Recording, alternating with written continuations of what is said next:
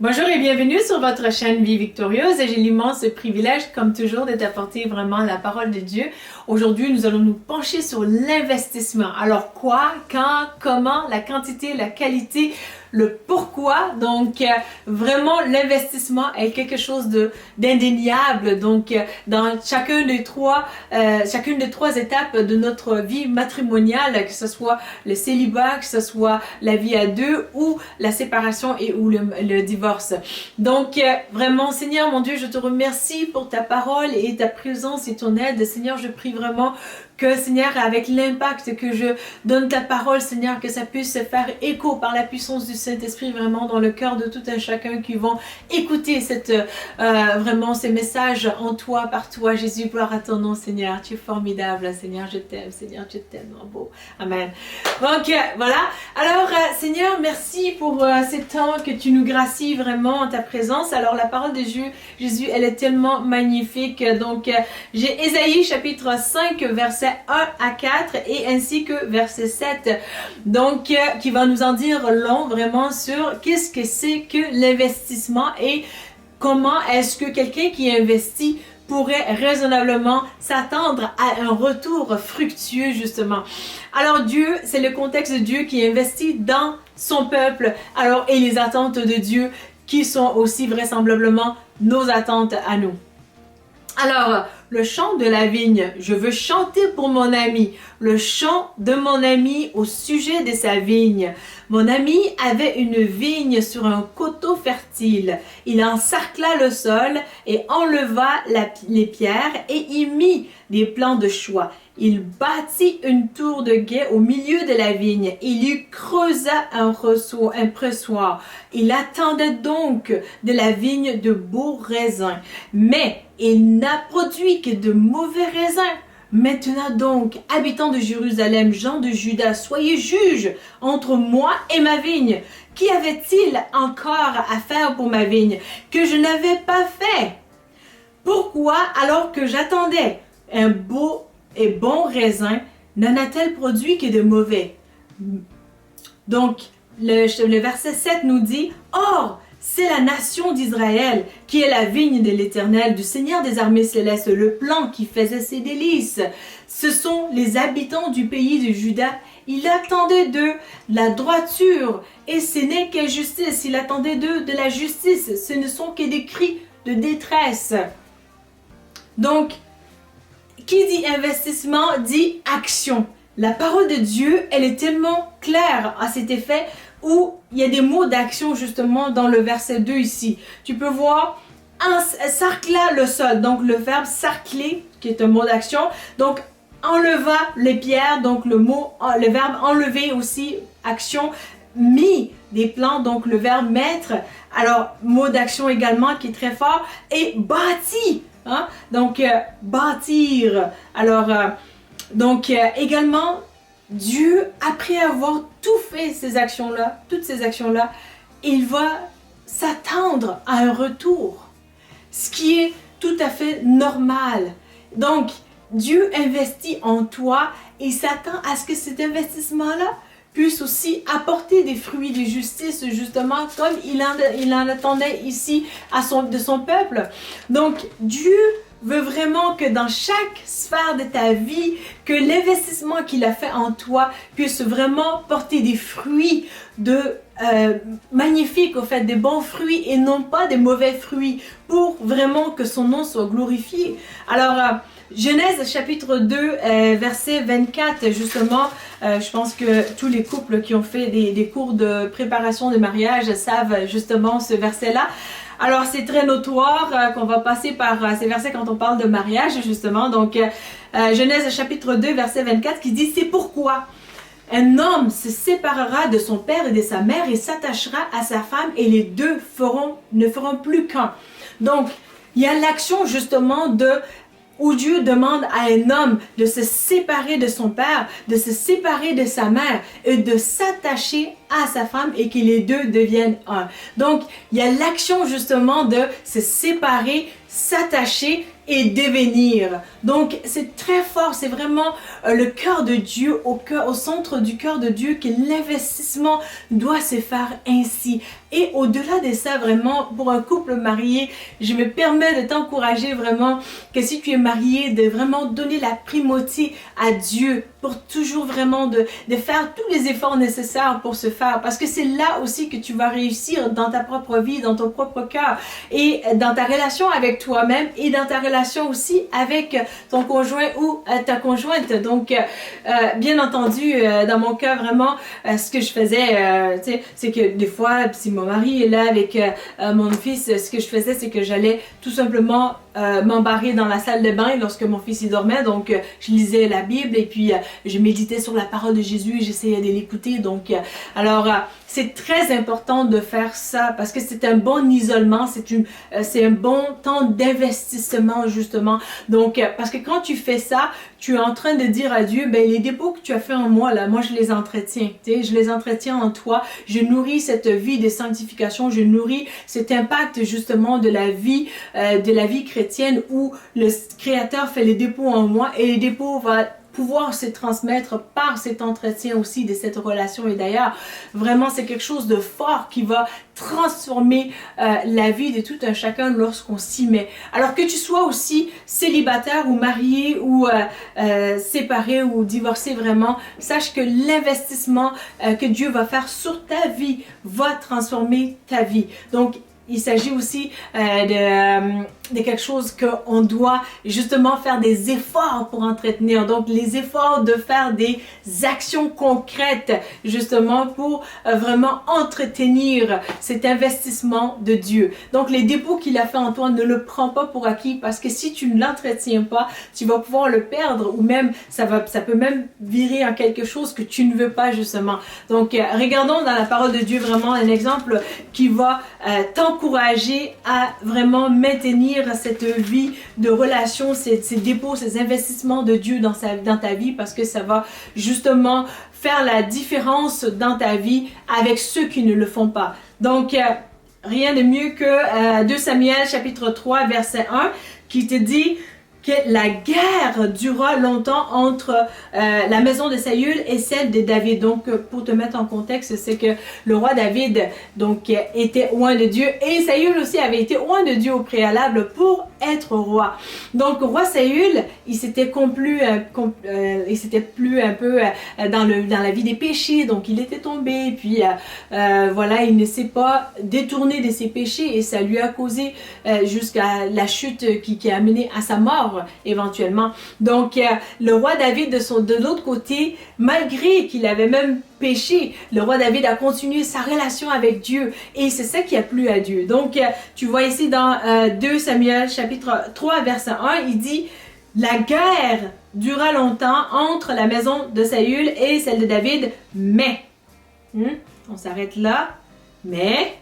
la maison de David devenait de plus en plus puissante, tandis que celle de Saül ne cessait de s'affaiblir. » Donc tu vois vraiment les deux extrêmes où vraiment l'un est en train de grandir, est en train de prendre de l'ampleur dans sa destinée, est en train d'investir et l'autre est en train de s'affaiblir à force du péché. Donc vraiment, la parole de Dieu nous met en garde aussi par rapport au péché parce que l'ennemi est un voleur, il vient voler le potentiel, il vient voler la destinée. Donc d'où l'importance de s'entretenir vraiment dans cette spiritualité qui est bonne et agréable à Jésus qu'on avait commencé dès le début avec. Donc tu sais, au début où on était des amoureux de Jésus, oh Jésus je t'aime, voilà par-ci par-là, je t'aime. Donc il faut continuer aussi dans ces mêmes états d'esprit.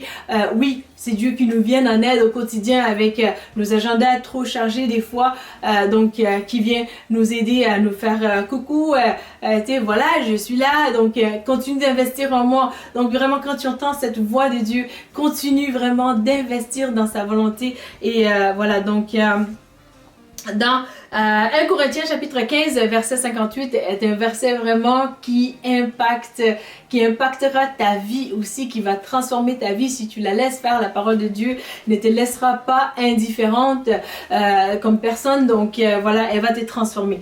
Alors, 58, verset 58, ça dit pourquoi, mes chers frères, mes chers frères, soyez fermes, ne vous laissez pas ébranler, veillez sans relâche pour le Seigneur, sachant que la peine que vous vous donnez au service du Seigneur n'est jamais inutile.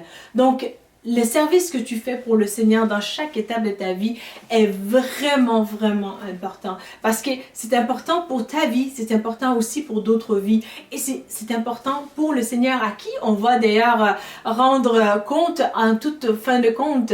Donc, voilà, je t'encourage vraiment à investir dans ta destinée, dans ce que Jésus te donne d'avoir, et toi qui es séparé, qui est vraiment en divorce ou peut-être en processus de divorce, je t'encourage vraiment à regarder au Seigneur. Ne te laisse pas abattre par les découragements parce que le Seigneur, il a soin de toi. Tu sais, parfois, on veut tout faire les efforts nécessaires pour que le mariage fonctionne, mais ça prend que l'autre aussi puisse mordre à l'hameçon pour vouloir aussi que le mariage puisse réussir, puisse s'épanouir et que la volonté de Jésus soit accomplie. Voilà, ça prend les deux qui font leur part, malgré que je t'encourage à continuer à faire ta part parce que cela va honorer Jésus. Donc voilà, mais aussi ce que tu as en ce moment qui est précieux, toi qui es célibataire ou bien qui est séparé, et que tu as qui est précieux, vraiment plus que l'argent. Donc ne le dis pas trop aux gens qui sont mariés. On veut que le mariage soit continuel. Le mariage est quelque chose d'extraordinaire. C'est vraiment une institution de Dieu. D'ailleurs, Dieu demande que le mariage soit honoré de tous. Donc tous sont appelés à respecter le mariage. Et d'ailleurs aussi, le code civil dans, je pense, l'article 396, si je me souviens bien, qui dit vraiment que les époux doivent contribuer au foyer en fonction de leur capacité. Donc vraiment, là où Dieu te demande de faire vraiment, c'est que ce n'est pas tant que tu contribues dans un foyer en tant que célibataire ou séparé, mais tu contribues dans l'œuvre de Dieu. Donc il y a quand même aussi une responsabilité aussi à faire envers ton Créateur, mais envers toi aussi, parce qu'il y a des dépôts que Dieu fait en toi et que tu vas pouvoir te réaliser toi-même en tant que personne. Donc, cela est indépendant vraiment de la situation matrimoniale par laquelle tu vis ou l'environnement vraiment où tu vis. Et Dieu est fidèle à sa parole. Il veut vraiment que tu puisses réussir à accomplir toute la destinée qu'il a prévue pour toi. Tu sais, je veux vraiment t'encourager. Depuis avril, j'ai eu quand même plus de temps, donc plus de temps pour pouvoir vaquer à des occupations que Dieu m'a donné d'avoir. Actuellement, j'ai peut-être à peu près l'équivalent de 4 emplois. Mais je ne m'en plains pas, j'aime beaucoup ça, je suis une femme d'action, j'aime quand ça bouge.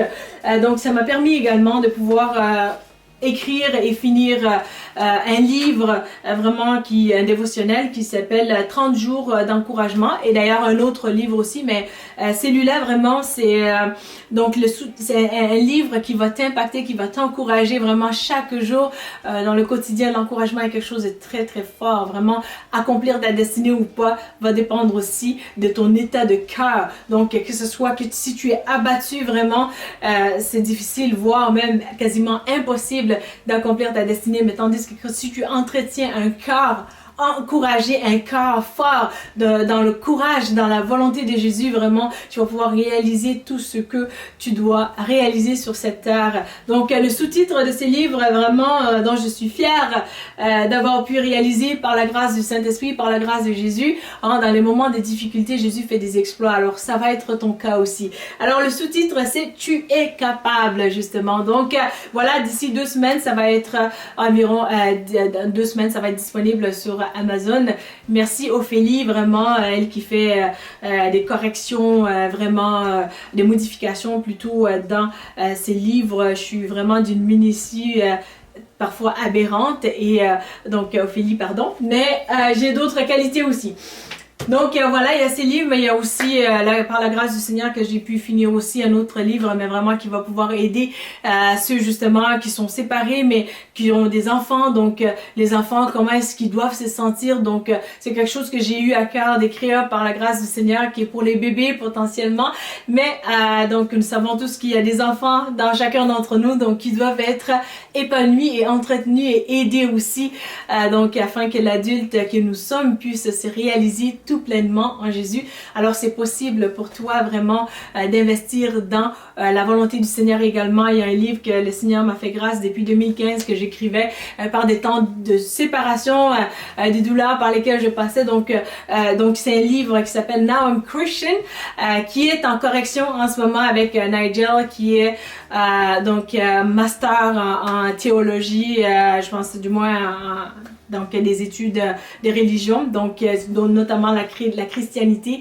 Alors je suis contente vraiment que Dieu fait avancer des projets aussi qu'il m'a donné. Alors ce que tu as en ce moment, je te dis pas ça juste pour me flatter ou me donner de la gloire ou quoi que ce soit, mais ce que je veux te dire en ce moment, c'est que toi qui es dans les larmes en ce moment, Jésus a soin de toi, il t'écoute, et ton cœur est important pour lui, il est passionné de toi, il voit ton cœur, il voit les blessures, il voit les trahisons, il voit les difficultés, il voit vraiment tout ce que tu as subi. Alors tes larmes que tu as, je t'encourage à les confier au Créateur qui va manifester en retour l'investissement qu'il a fait en toi pour que ces dépôts puissent vraiment transformer la vie des gens. Alors n'hésite pas vraiment à embrasser les temps de solitude par lesquels tu passes vraiment pour justement avancer dans la volonté de Dieu. D'ailleurs, je suis en train d'écrire un autre livre par la grâce du Seigneur qui s'appelle Alone with Christ. Donc c'est Seul avec Christ. Donc seul avec Christ, il y a des choses extraordinaires qui se passent. Donc